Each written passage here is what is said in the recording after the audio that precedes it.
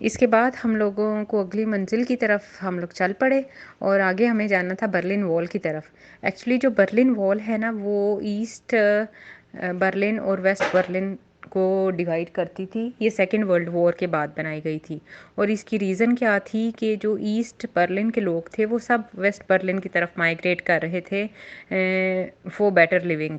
और इतने ज़्यादा लोग माइग्रेट कर गए थे, कहा जाता है तकरीबन 3.6 मिलियन लोग ईस्ट बर्लिन से वेस्ट बर्लिन माइग्रेट कर गए थे, जिसकी वजह से ईस्ट बर्लिन जो है उसकी इकॉनमी collapse कर गई।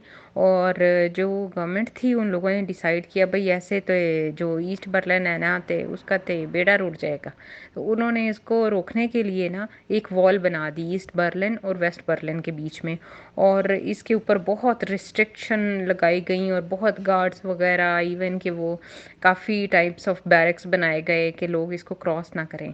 और लोग जो थे ना वो उन्हें ईस्ट बर्लिन में समझें कि उन्हें एक तरह से कैद कर दिया गया था। लेकिन फिर भी बहुत से लोग जो क्रॉस करते थे उस वॉल को, जिसमें मोस्टली जो थे वो बच्चे थे और यंगस्टर्स थे, वो अगर क्रॉस करते थे तो उनको शूट कर दिया जाता था। और फिर उसके बाद वहाँ पे एक मेमोरियल भी बना हुआ है जहाँ पे उन लोगों की सब की तस्वीरें लगी हुई हैं। तो फिर फाइनली जो है वो 1989 में इस वॉल को गिरा दिया गया कि भाई ये तो कोई गल बात नहीं कि लोग जो है अपने ही मुल्क में कैद होके रह गए हैं।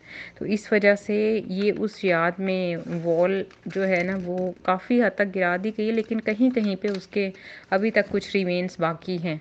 और वो जो वॉल है उसके पीसेस को तोड़ के और एज अ सुवेनियर भी जगह जगह आपको नज़र आता है, म्यूज़ियम्स में, डिफरेंट शॉप्स में, इवन हमें भी मिला वो। And it's an ever-changing gallery actually. Every time I go past this East Side Gallery, some pieces on it change, so you always can see something new. But the one thing that unifies the whole experience is it's always about peace, prosperity, the unification of the people and everything. Because of course this is a monument of ये जो wall है ना ये east side gallery इसको कहा जाता है और ये largest open air art gallery है इन द वर्ल्ड, जो 1.3 किलोमीटर लंबी है। टारगेट टीम आ जाओ सारे हेलो एवरीबॉडी हाय हेलो भाई इधर है। आर्ट है वाकई में आर्ट है black at the end. You don't want to see the black.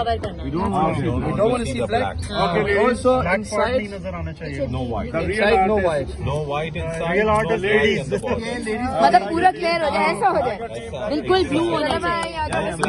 edges भी नजर ना We don't want to see any white between, so it's important to overlap Overlap a little. like this.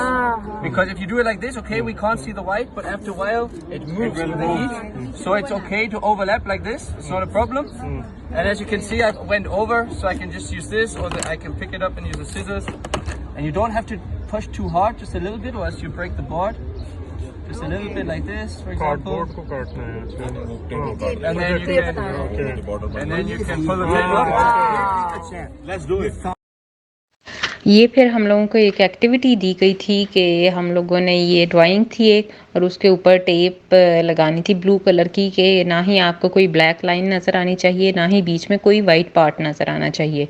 तो काफ़ी time लगा इस पे और ख़ैर हम लोगों ने कर लिया जितना मैक्सिमम हो सका था। एक टाइम लिमिट थी तो ये भी जो है ना ये हम लोग फिर इसमें भी विन नहीं किया। ये एक्चुअली पूरा उन्होंने कोई डिज़ाइन बनाया हुआ था और एंड पे सबको ज्वाइन करके तो लोगो बन जाता था एक, जिसमें बर्लिन के कुछ मेमोरियल्स थे और रियाद के कुछ थे, तो उन सबको कंबाइन करके एक बहुत अच्छी सी बड़ी सी ड्राइंग बनाई गई थी। तो वो उन्होंने एंड पे डिस्प्ले किया था और बहुत खूबसूरत डिज़ाइन था। तो ये जो है ना पूरा एरिया, ये इसके साइड पे रिवर था और ये जो रिवर है इसमें क्रूज़ वगैरह चलते थे जो आपको पूरा ये आइलैंड विज़िट कराते थे। ये जो म्यूज़ियम आइलैंड है इसको विज़िट कराते थे। तो हम लोगों के पास तो इतना टाइम नहीं था कि उसको विज़िट कर सकें। ये फिर हम लोग उस एक्टिविटी के बाद फिर हम लोगों को जाना था टीवी टावर। ये टीवी टावर जो है ये बर्लिन की टॉलेस्ट बिल्डिंग है और जिसकी हाइट जो है ना वो तकरीबन 368 मीटर्स है। और ये जो है ये 1965 में इसको कंस्ट्रक्ट किया गया था और 900 प्लस इसकी स्टेयर्स हैं और 2 एलिवेटर्स हैं। यहाँ पे ही हम लोगों का ऊपर टॉप पे इसके अंदर रिवॉल्विंग रेस्टोरेंट है, वहाँ पे हम लोगों का लंच था। ये हम लोग यहाँ से जा रहे थे उसी जगह पे लंच करने के लिए और अच्छा खासा हम लोग थक चुके थे, सुबह के गए हुए थे और अब तकरीबन 2 बज चुके थे। ये था पूरा एरिया और ये जो स्क्वायर है ना, ये busiest square in the Europe इसको कहा जाता है। अलेक्जेंडा प्लेटिस इसका नाम है और यहाँ पे सारा साइड्स पे शॉपिंग मॉल्स भी हैं और ये जो है टीवी टावर ये भी इसी एरिया में है। ये इनकी खूबसूरत सी गाड़ियाँ ये हम लोग फिर ऊपर जा रहे थे एलिवेटर्स के through. Zur Aussichtsetage verlassen Sie den Aufzug bitte nach links.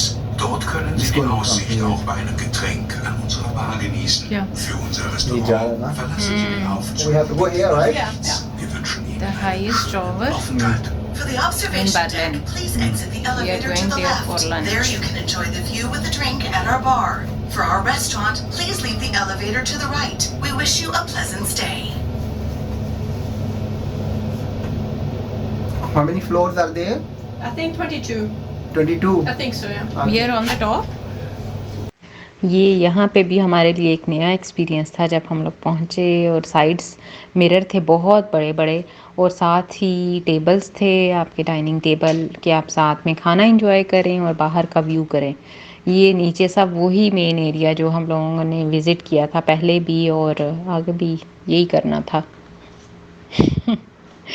शायद इसका जो रेजिडेंशियल एरिया ना वो आगे था, ये सारा तो कमर्शियल एरिया लग रहा था। और ये जी लुक थी थोड़ी सी छोटी सी पिद्दी सी। ये सारा व्यू था बर्लिन का। हम लोगों को जब तक खाना सर्व नहीं हुआ ना तो बस तस्वीरें तो जोर पाए रखा है, वीडियो और तस्वीरें इन दोनों पे। और फिर जब खाना आया फिर तो बस भूख ही मर गई हमारी। सबसे पहले तो स्टार्टर आया, ये था हमारा मेन्यू और जो स्टार्टर था ना उसमें था टमाटर और साथ में एस्पैरागस और साथ में चीज़। ये सब वो चीज़ें थी जो हम लोग खाना पकाने के लिए ना फ्रिज से निकालते हैं कि भाई आज टमाटर भी कड्डो तो प्याज भी तो थोड़ी सी बिच चीज़ें पा लो, तो वो हम लोग जो निकालते हैं ना कि भाई आज है पकाना है, वो उन्होंने कहा जी बगैर पकाए इंजॉय करो। खैर इनका जो मेन कोर्स था ना वो बहुत अच्छा था, बीफ स्टेक था और साथ में जो था ये बेक्ड पोटैटो था, साथ में ये बटर था और गार्लिक सॉस थी, ये बहुत अच्छा था। लेटस भी बहुत अच्छी थी, वो तो हम लोगों ने खूब इंजॉय किया, मज़ा आ गया, पेट फुल।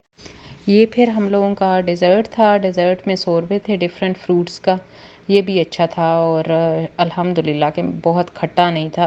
अच्छा इनका फ्लेवर्स डिफरेंट थे, कुछ के पास जो थी वो चेरीज़ थी, कुछ के पास स्ट्रॉबेरीज़ की वो सोरबेस थे, तो उस हिसाब से कुछ के ज़्यादा खट्टा था और कुछ माइल्ड था। तो अल्लाह का शुक्र है मेरे पास माइल्ड ही आया क्योंकि मुझे सावर सूट नहीं करता। उसके बाद ही हम लोगों के ज़रा पेट फुल हुए तो उठ के फिर व्यू लेना शुरू हो गए। ये क्योंकि 360 एंगल पर रोटेट कर रहा था और बहुत स्लो मूव कर रहा था, इस वजह से हमने कहा एक दफ़ा इसी स्पीड के साथ ज़रा व्यू लेते हैं। उसके बाद फिर नीचे सोवेनियर शॉप थी, वहाँ चले गए, वो थोड़ी विज़िट की, डिफरेंट चीज़ें थी वो देखी और फिर आज के लिए हमारी एक्टिविटीज़ ख़त्म हो गई थी। शाम हम लोग होटल चले गए थे और शाम में फ्री थे कि आप जो मर्ज़ी करना चाहें। तो ये आप एक दफ़ा व्यू कर लें ऊपर से सारी बिल्डिंग्स की छतें छुतें। ये मैं सोच रही थी कि अगर ये पाकिस्तान होता ना तो यहाँ पे कपड़े सुखने डले हुए होने थे और तारें लगी हुई होनी थी, एंटीने लगे हुए होने थे, कबूतर के वो जो पिंजरे होते हैं वो होने थे, लेकिन इनके कितने अच्छा लग रहा है ना, सब कुछ साफ़ सुथरा छतें। तो खैर जी हम लोग जहाँ से फारिग हुए और फिर चले गए होटल, वहाँ पे रेस्ट किया और फिर इंशाल्लाह जो शाम की एक्टिविटीज़ है ना वो इंशाल्लाह नेक्स्ट वीडियो में शेयर करेंगे।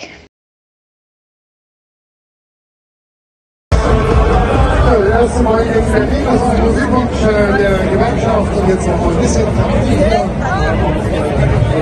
auf dem Fußballplatz, das richtige Orange gibt's nur bei uns von der Müllabfuhr.